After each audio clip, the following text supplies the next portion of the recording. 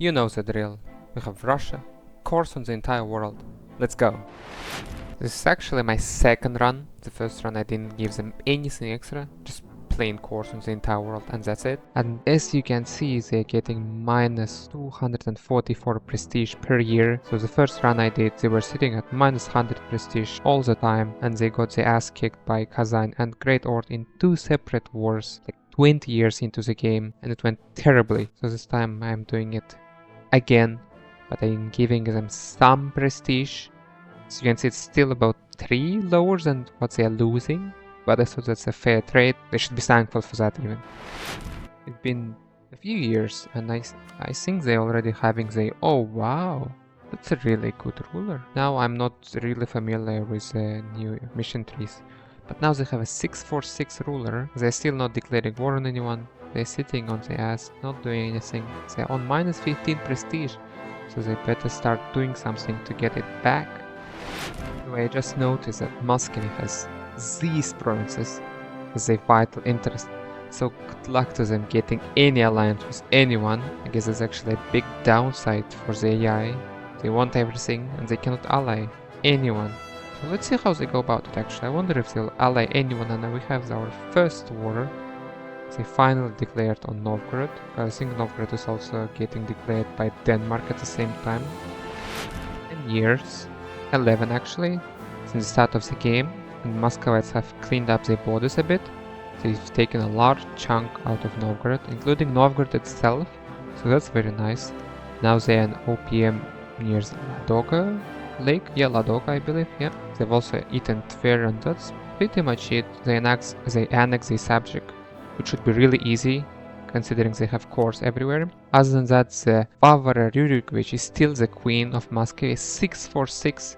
That's amazing ruler. Air is not nearly as good, so they should be extending the regency as much as possible. In the meantime, France has kicked out the English from France mainly, except for Calais. They've also pushed a bit into Castile, into North Iberia. So France is doing really well. Other than that, Ottomans are quite small for this year. They've just annexed Byzantium and that's pretty much it. Timurid is dead.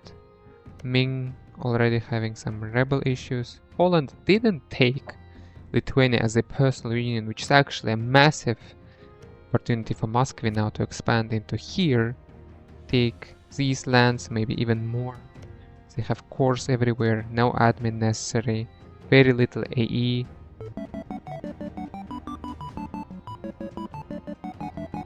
Back, and it's been about 45, just under 50 years, and quite a lot of things are happening actually. So let's take a look. First of all, in terms of Muscovy, they annexed the rest of Novgorod, excluding the Danish provinces that they managed to get. They also pushed quite far into the hordes, taking basically, what is it, Black Sea and Azov Sea coast. They've also surrounding Caspian Sea from up north, and they're now kicking Kazan and some other hordes as well. I'm happy for them. Lithuania managed to get Ryazan in the meantime, so there's definitely gonna be a war over that. Other than that, Ottomans are taking quite a few provinces on the European side, a few from Hungary as well as Wallachia. Albania is still around. They're also pushing into Mamluks. They've already taken a bunch of Syrian provinces. They're kicking their ass yet again. Persia has formed, so that's nice. I think Timurids made a bit of a comeback compared to when we last saw them. And actually, Western Europe looks surprisingly weird. Like, what the hell is going on here? First of all, we have completely dead Castile. The north part of Iberia that belonged to France is now independent.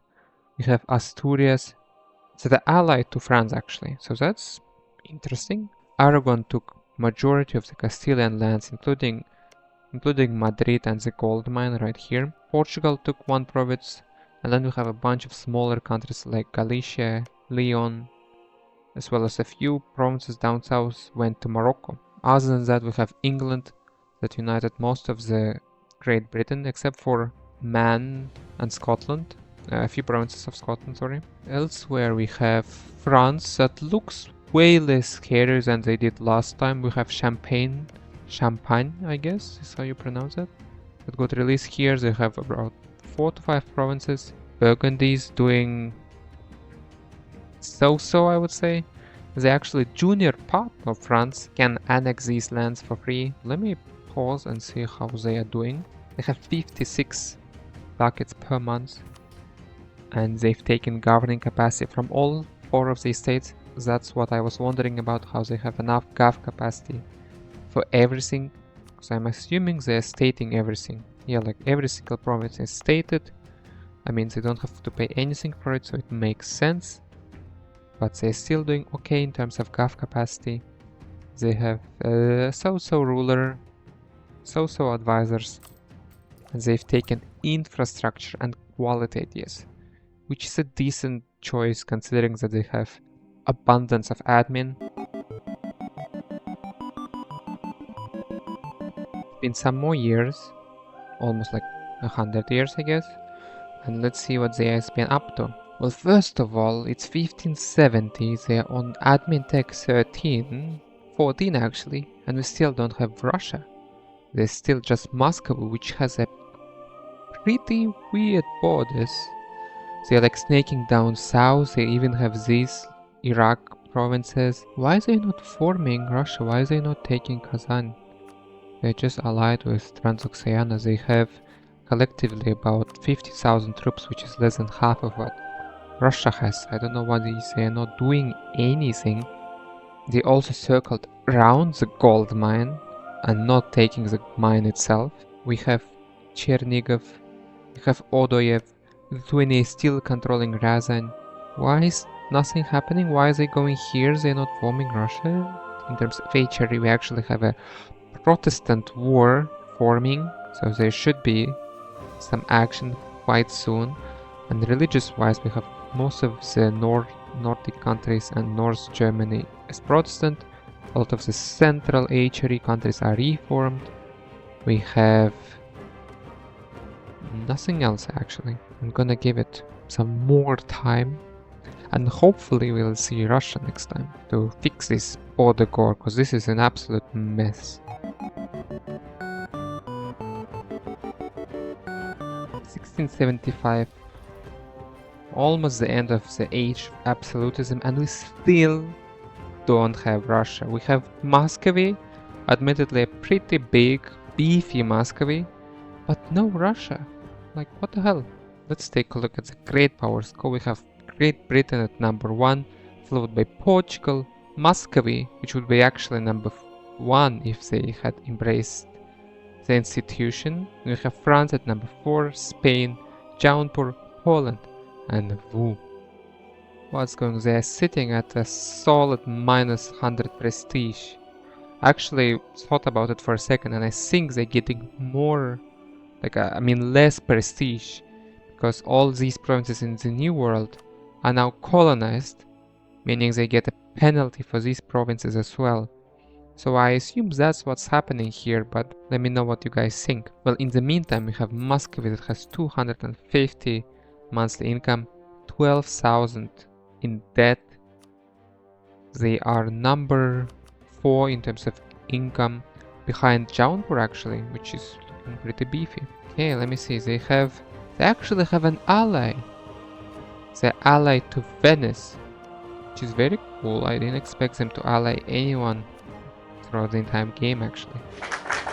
Okay, in terms of ideas, they've taken admin, which I guess makes sense for them since they have a severe lack of gov capacity, and they've taken espionage, which is a bit late, but it is what it is. They for some reason conquering Egypt. Not really sure why they would need Egypt out of everything, but I guess they need it. They've taken a lot of land in China and here around the Manchuria area, pushed a tiny bit more perhaps into Lahore area.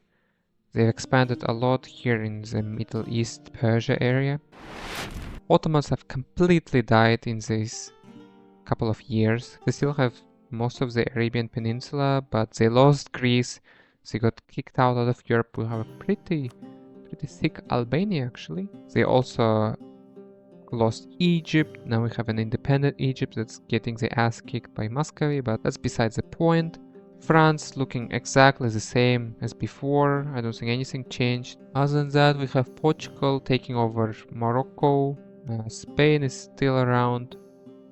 Denmark is a junior partner of Great Britain. Okay, so I guess that's why they are at number 1, well above everyone else. Jaunpur is dominating Tibet, North India, parts of China. Wu is looking quite nice. And they're actually Emperor of China, so maybe they won't last for very long. We have Japan, fully united, a bit into Manchuria. They have Taiwan. That's pretty much it. We have Portuguese Australia and New Zealand. We have British Mexico, Colombia, Cascadia, as well as Newfoundland. And we actually have Ottomans in Alaska as well. Religious-wise, we have most of the New World is Catholic, large native populations right here, a bit of Protestant from the Netherlands. Great Britain actually remained Catholic, which is a bit of a surprise, and they have a von Habsburg on their throne, so there could be some more action. But actually, Austria is reformed. Okay. And this. Okay, so they have a religious peace, and Austria is the emperor, despite being reformed. Okay, now let's see. I'll give it another, I don't know, an hour or so.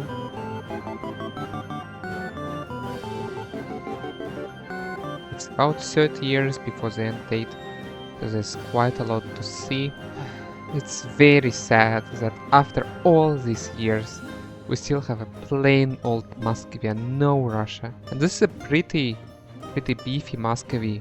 They expanded way here in Anatolia, quite a bit into China, and still we don't have Russia. They still are not taking anything over here in Europe. Like, I don't really know what they're up to, and they even have a... Ah no, they're in coalition against Great Britain. So we'll take a look at that later, and I see like some very cool things already, but let's take a look at the Great Power score. We have Great Britain number 1, quite a bit ahead of everyone else. Portugal number 2, kinda tied with Muscovy. France number 4, way behind. Poland number 5. Delhi, Saxony and Fiji rounding out the top 8. We have economic hegemon of Portugal that is fully stacked, and that's pretty much it. Now let's take a look at Europe a bit more. We have this beautiful Albania.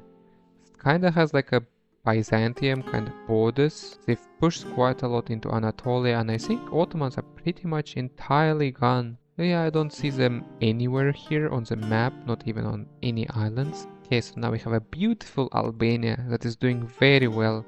They're allied to Spain and the PLC essentially. France expanded a bit more here into Iberia and pretty much it, but they actually lost the entire English Channel pretty much to Great Britain, which is doing amazingly well. I don't think I've ever seen them do this well. They've taken over a good portion of the lowlands, a good portion of North Germany, even trade cities like Hamburg and Lübeck and Bremen as well. So they're doing really well for themselves. They're collecting 800 ducats here in the English Channel. So they're doing fantastic. They still have the junior partner of Denmark. So we have a very solid Great Britain right here. We have a good looking Saxony, unifying most of North and Central Germany. And we have Switzerland doing the same from down south. Other than that, we have Poland, that ate majority of Hungary, a bit into the Baltics, a bit into Germany. In terms of the New World, it's all blue. Portuguese blue, a bit of French, and the North America is almost entirely red with a bit of blue. In terms of Australia and New Zealand, they're also all blue. We also have Japan, kinda like not exactly World War II borders, but they're pushing towards the Chinese and Vietnamese coast, controlling most of the like South China Sea. We pushed a bit up north to Kamchatka, and that's pretty much it. We have beautiful Delhi. I believe it was formed by Jaunpur, so that's pretty cool. We have Vichy uniting. We have Transoxiana that's still alive. No more Persia. And British Scandinavia here looks really nice actually. I think it's almost entirely 1444 Sweden borders, right? Then we have Muscovy, not doing a whole lot, disappointing us day by day. They still have cores everywhere because they're permanent. But let's see. Let's take a closer look. They are at minus 100 prestige. They are losing 36 prestige yearly. They have minus 280 from uncontested cores. So I imagine that's holding them quite a bit. I'll think about if I should give more prestige if I ever decide to do this again. And they have... Oh, sorry. And they don't have any allies. Actually, sorry, they have Saxony, Spain, Venice, and Congo as the allies. They have a so-so ruler. They have infra, quality, trade, offensive, admin, espionage, aristocratic, and religious ideas, which is a decent idea set for an AI. They have a pretty good military with this. They're converting most of the provinces. They're just under the GAF capacity. They have 900k troops with only actually 400,000 of max manpower. And the state setup looks like this. They have 77 absolutism. They're not expanding into Poland, into the Baltics. What the hell are they doing? I'm getting quite frustrated with this Muscovy, and they're only controlling 27% of the Novgorod trade nodes. That's so bad. And Great Britain is stealing everything. Oh my god. Oh my god. And they're not collecting anywhere else? Oh, actually, they're collecting it. Oh. This Muscovy is collecting double from Aleppo,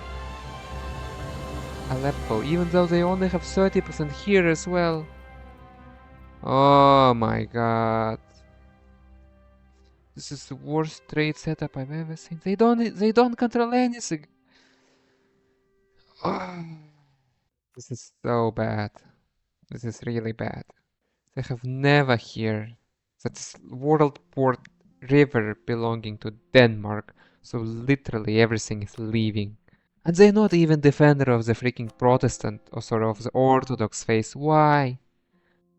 What the actual hell is going on with this country? Well, okay, let's take a quick look at the numbers before we finish it up. We have around 1300 of income for both Portugal and Great Britain. Muscovy is third with 900, pretty decent lead ahead of France and VJ and Venice, which are kind of the 600 range. And then we have a drop of all the way to Saxony at around number 10 or so. And we have a birthplace of revolution, Japan, which is actually Confucian. The Empire of China, by any chance? Oh my god, an Empire of China. So I don't know how long they're gonna last.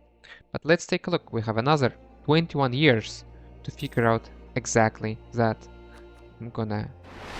And nothing, as you can see, changed from the last time we were here. Muscovy looking the same as ever. Japan looking the same. Everything here and here is kind of similar. Maybe Portugal pushed a bit more here as well. We have French Maghreb, which is a different thing. Albania is looking the same, nice but same. And the north here as well. Mexico is a bit more split, maybe they've collapsed at some point, but that's pretty much it. Let's take a final look at the top 8. It's looking roughly similar, I think. Muscovy is now quite a bit behind these two guys, but they're kind of vying for the number 1 spot. And we have Japan, a new entrant into the top 8 list. And we actually have a military hegemon of Great Britain for quite some time. They're actually losing it right now because they don't have enough soldiers to field it. But that's still quite nice for them. And other than that, I don't think much has changed. Nothing here. We still don't have Muscovy. We still have Kazan right here, ruining the border and ruining the name placement. So screw you, Muscovy. Thank you guys for watching, and I'll see you next time.